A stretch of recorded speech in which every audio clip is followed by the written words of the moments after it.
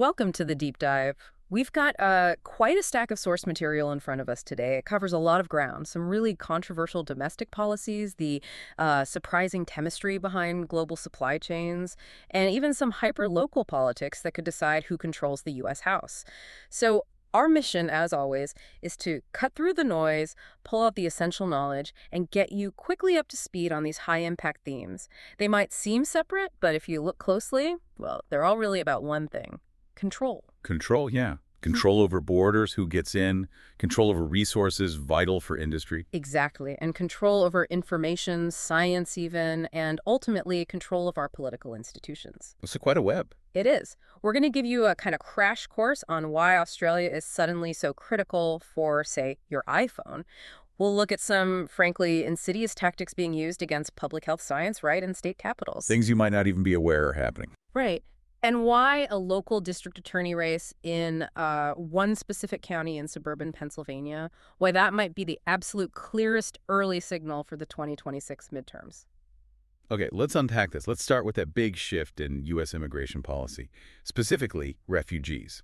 Now, the previous administration, they had a cap, right? 125,000 people. Yeah, and prioritize folks fleeing really dangerous situations, places like the DRC, Afghanistan, actual war zones. Well, the proposed new cap, it plummets Wow. right down to just 7,500 people a year total. Which is a massive reduction.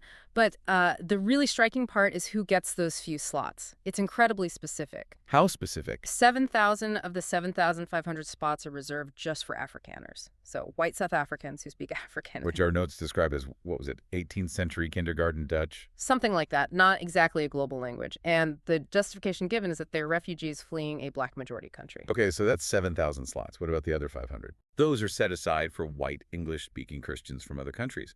But the definition of persecution here is stretched pretty thin according to the sources. How so? It apparently includes people who just face criticism, or flack, as one source put it, for things like supporting the neo-Nazi AfD party in Germany. Wow. Or even being a Holocaust denier. That's in there too, yes. It's a very broad interpretation. So we should probably mention the stated goal behind this, as described in the material we reviewed. Right. The sources explicitly mentioned this political concept called MOBWA. MOA, Make America White Again. Exactly. The policy framework seems designed, based on these documents, to use the refugee system to, well, import white people while also increasing deportations of non-white immigrants. It's basically flipping the whole idea of refugee policy on its head, isn't it? Away from immediate danger and towards, well, something else. Precisely. And you see this clash between the political goal and the administrative reality almost immediately. I mean, the plane ticket incident? Yeah, that's a perfect example. So the bureaucracy rushes to implement this, books 50 seats on commercial flights from South Africa to the U.S. for these newly approved Afrikaner refugees. And how many showed up? 3. Just 3 people. Why so few? Because most of them, it turned out, weren't ready to just drop everything and flee. They wanted to sell their houses, their businesses first. Which suggests they weren't exactly refugees in the usual sense, as the source material puts it. Doesn't sound like it. Refugees typically don't have businesses and houses to sell before they evacuate a dangerous situation. These individuals seem more like planned economic migrants. And the ones who have resettled, the, 400 or so, they're facing real challenges. Huge challenges. The cost of living is a shock, apparently, and finding work. That kindergarten Dutch isn't exactly in high demand in the U.S. job market. There was that quote from the South African farmer Charles Kleinhaus. That really stood out. Oh, yeah. His main complaint wasn't about safety or opportunity. It was about the lack of servants. He actually said, "There's no kitchen lady. You do the work yourself." Incredible, isn't it? He called the move to America kind of a step backwards. Because back home, he had this lifestyle supported by cheap domestic black labor, which obviously isn't the setup in the U.S. Right. It really makes you question the whole humanitarian aid framing of the program. It seems more like facilitating a very specific kind of emigration for a particular group. Okay, so that's policy driven by identity politics. But national security also apparently hinges on chemistry. Let's talk about rare earths. Why is this suddenly such a big deal? Because CEOs are basically panicking. Yeah. You've got Leaders of major companies telling the government that if China cuts off the supply of these rare earth elements, their businesses could literally collapse. So it's a serious economic, even national security vulnerability. Absolutely. Rooted right there in the periodic table. Okay, give us the quick Chem 101. What exactly are rare earths? Are they rare? Are they earths? Hey, nope. Neither rare nor earths, really. It's a historical naming quirk. Think of that block of elements, usually shown separately at the bottom of the periodic table. The lanthanides and actinides? Mostly the lanthanides, that turquoise row. They actually slot into a gap way up between element 57, lanthanum, and 72, hafnium. The key thing is chemically, they are incredibly similar to each other. Like sticky cousins, you said. Exactly. They have very similar electron shell structures, which makes separating them from each other extremely difficult and expensive. They just, cling together in the ore. But why bother separating them if it's so hard? What makes them special? They have these really unique properties. Some are highly magnetic, but crucially, they stay magnetic even at very high temperatures. Which is important for? High-performance motors. Think electric cars, wind turbines, even jet engines. They also have weird luminescent qualities, which makes them vital for things like smartphone screens, TVs, and other electronic displays. Oh, and semiconductors, too. So basically, the entire modern high-tech economy relies on them. Pretty much. And for decades, China invested heavily in the messy, polluting process of refining them, building up a near monopoly. That gives them huge leverage. Right. And this is where Australia comes in. I read that Prime Minister Albanese had to basically explain the situation in D.C. Yeah, he reportedly had to make two key points. One, these elements aren't actually rare globally. And two, Australia has massive deposits of them and is very willing to mine and sell them to the U.S. and its allies. So what's the catch? If Australia has them, why haven't we been buying them all along? The catch isn't finding them, it's refining them. Remember those sticky cousins? Yes. Separating them is hugely capital-intensive, energy-guzzling, and it produces a lot of nasty, often radioactive waste. So China was willing to do the dirty work, For basically. a long time, yes. Now the U.S. realizes the strategic risk. So Albanese managed to secure billions in U.S. investment commitments to help build the necessary mines and, crucially, the refineries in Australia. Which is a smart long-term play, I guess. Diversify the supply chain away from China. Definitely smart, but it's long-term. Building these complex facilities takes years. It does absolutely nothing to solve the immediate panic those CEOs are feeling now. So not a quick fix. Not at all. Yeah. It directly ties national security policy to massive infrastructure spending and international partnerships. And just to show how political it gets, Yeah. there's apparently some speculation, maybe half joking, maybe not, that whichever U.S. company first suggests making commemorative Trumpy coins out of, say, terbium. Terbium, one of the rare earths. Yep. Or maybe even lobbies to rename terbium Trumpium. Well, that company might find itself first in line for a lucrative government contract. Wow. Okay. That's how high the stakes are. It really connects the dots between, global trade, chemistry, and raw politics. Okay, fascinating stuff. Let's bring it back home now and talk about another kind of control, the control of information, specifically around science and public health. There's this really concerning trend identified in a recent study. Yeah, it's pretty alarming. Over 400 bills currently pending in state legislatures across the country that are basically attempting to repeal or undermine established science. The study called it insidious. And it's targeting areas that seem fundamental to public health, right? Like food safety. Absolutely. Yeah. One big push is for raw, unpasteurized milk. You see these coordinated campaigns claiming, with no real evidence, that it treats things like asthma or allergies or eczema. But pasteurization has been standard practice for, what, a century? For safety reasons? Exactly. It kills harmful bacteria like E. coli, salmonella, listeria. But raw milk, it can sell for 10 times the price of pasteurized milk. So there's a huge profit motive. Massive profit motive combined with a lot of misinformation. And some of the legislative proposals are just out there, like an Oklahoma bill, HB 1191, specifically authorizing the sale of raw donkey milk. Raw donkey milk, okay. Gets pretty specific. Another major target is water fluoridation. Which has had a huge impact on dental health, right? Absolutely huge. Just compare the teeth of someone, say, in their 70s who grew up before widespread fluoridation with a teenager today. The reduction in cavities is dramatic. It's one of the most successful, cost-effective public health measures ever. And yet, states are banning it. Florida and Utah have already passed bans. And bills are popping up elsewhere. It's chipping away at decades of progress. But the main focus of this legislative push seems to be vaccinations. Overwhelmingly. More than 350 different bills are aimed squarely at vaccines. They're trying everything. Like what? Revoking mandatory vaccinations for school entry, banning employers or schools from asking about vaccination status, basically, preventing any kind of discrimination against the unvaccinated. Some bills even try to create a new criminal offense called vaccine harm. Vaccine harm. Yeah, potentially targeting doctors or public health officials.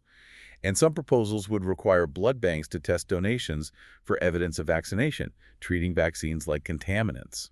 And we saw some really extreme language in those Minnesota bills. Oh, right. Multiple bills there literally designate vaccines as weapons of mass destruction, WMDs. Is this just, a few cranky parents getting organized, or is it something bigger? The sources are very clear on this. Yeah. It's not just a grassroots thing. This is a well-organized, extremely well-funded movement. Yes. Many of the model bills, the language being used, it's being pushed and promoted by groups closely associated with Secretary Robert Kennedy Jr. and his anti-vaccine platform. It's a coordinated political strategy. Which creates this really difficult ethical situation, doesn't it? We saw some commentary on this. Yeah, different perspectives. Some political analysts, like JVL in the source material, argue, maybe cynically, that if states do eliminate mandatory vaccines, the resulting outbreaks, measles, polio, whatever, might be the only thing that actually educates the public and reverses the trend. Yeah. A harsh lesson. But the counter-argument from someone like Sarah Longwell, also cited, is immediate and visceral. Right, that innocent children shouldn't have to suffer or potentially die from preventable diseases just to prove a point to adults who reject science. It's a horrible trade-off to even contemplate. But the political tactics are working because they tap into emotion and maybe profit motives, like with raw milk, regardless of the public health consequences. Seems to be the strategy, yes. Yeah. Attack the foundations of public health, state by state. Okay, let's shift gears again. From controlling science to controlling political institutions themselves. We can start with a quick look at political dynasties, then really drill down into the key house battlegrounds. Dynasties are always interesting. Look at the Sununas in New Hampshire. Right. The father was a 3-term governor. Now you've got 2 sons, Chris and John Jr., both MIT grads, deep in politics. And John Jr. is running for that open Senate seat. His opponent is Scott Brown, the former Massachusetts senator who moved to New Hampshire and is now running as a strong Trump ally. And Brown's main attack line against Sununu calls him a never-Trump corporate lobbyist, trying to paint him as out of touch with the current Republican base. Classic primary tactic. Meanwhile, out west, everyone's assuming Nancy Pelosi is retiring after this term. She'll be 85. Yeah, the reporting suggests she saw what happened with her friend Dianne Feinstein and doesn't want a similar end to her career. Plus, Pelosi herself comes from a political dynasty. Her father and brother were mayors of Baltimore, right? That's right. So her retirement opens up her incredibly safe Democratic seat, CA11. It's like D plus 36 or something. Which means the real election is the Democratic primary. Exactly. And it's going to be brutal. You already have prominent figures like State Senator Scott Wiener gearing up. It'll be a major fight among progressives for a very powerful seat. But for control of the entire House in 2026, the real action seems to be zeroing in on Pennsylvania. Pennsylvania is absolutely critical. Specifically, 3 Republican-held seats, PA-08, PA-10, and PA-07. Why those 3? Because the Republican incumbents there arguably only won in 2024, because Donald Trump was at the top of the ticket, boosting turnout. His coattails were just enough. So without Trump on the ballot in the 2026 midterms, they look very vulnerable. Extremely vulnerable. And Democrats know it. Look at PA-08, Rob Bresnahan's seat. What's the angle there? Potential corruption. He apparently reported something like 600 individual stock trades just this year, raising insider trading questions.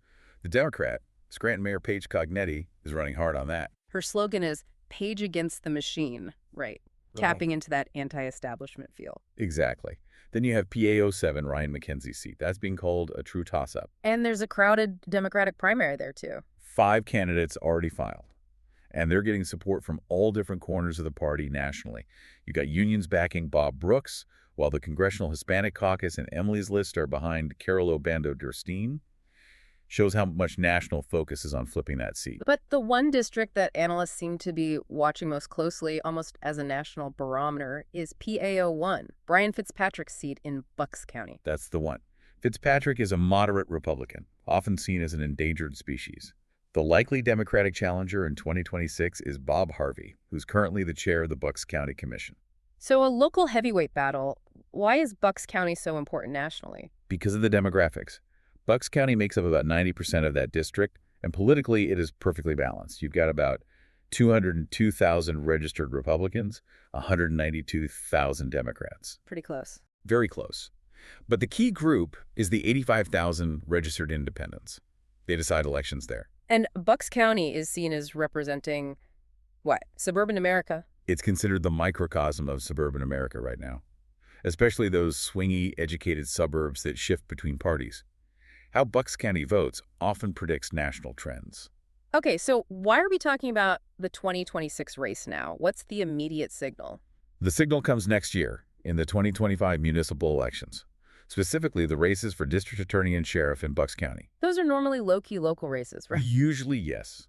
But because Bucks County is this bellwether, and these are countywide positions often held by Republicans, they become incredibly important indicators. How so? If the Democrats manage to win either the DA or sheriff race in Bucks County in an off-year election like 2025, that would be huge. It would signal a real, measurable shift to the left among those crucial suburban independent voters. So those local 2025 results, they give us the earliest, clearest read on where the suburbs might be heading for the 2026 congressional elections. Exactly. Forget the national polls for a minute.